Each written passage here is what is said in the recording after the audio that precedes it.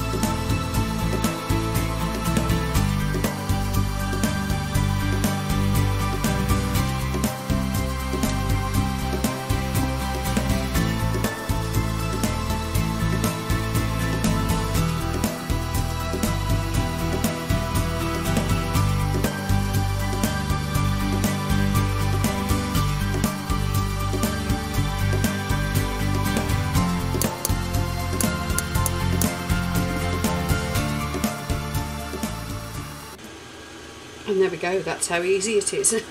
You want enough to just spill out, but not to go everywhere and be too thick either, because obviously it needs to look like a spill.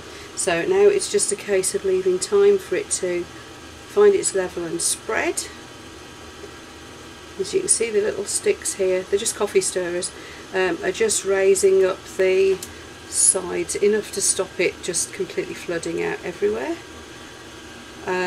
I did give it a little flash with my torch just to dissipate some bubbles. My torch is being a useful thing for propping it up as well. Now from the side, I'll show you the whole thing when it's finished. It has lobbed up underneath it. It does look like a proper spill, and I think I got the colour about right. And in tipping it and letting it spill down, this round here has stained the glass like red wine often does, but it will get less, it will just be a tint, but it going through the motion of actually tipping it over creates the realistic effect, rather than putting the resin in after you've tipped the glass over. That's the idea.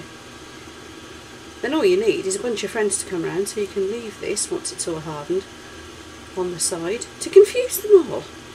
I had great fun with the one I made a few weeks ago, and a lovely lady bought it from me because she said it made her laugh so much, which is good.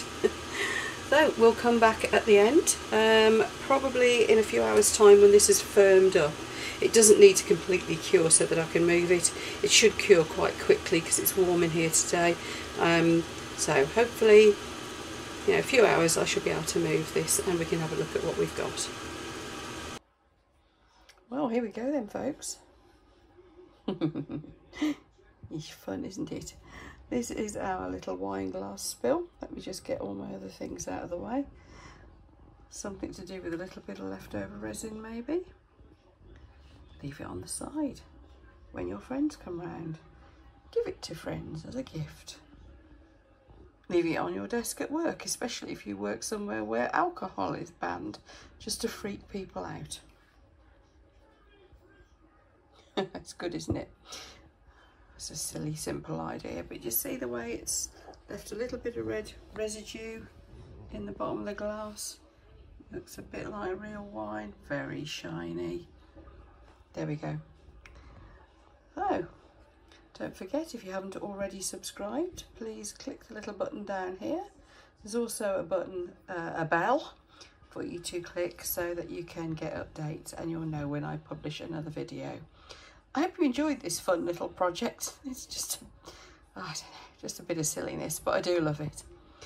So I'll see you for the next video, and do enjoy your crafting. Thank you so much to those of you who've already subscribed.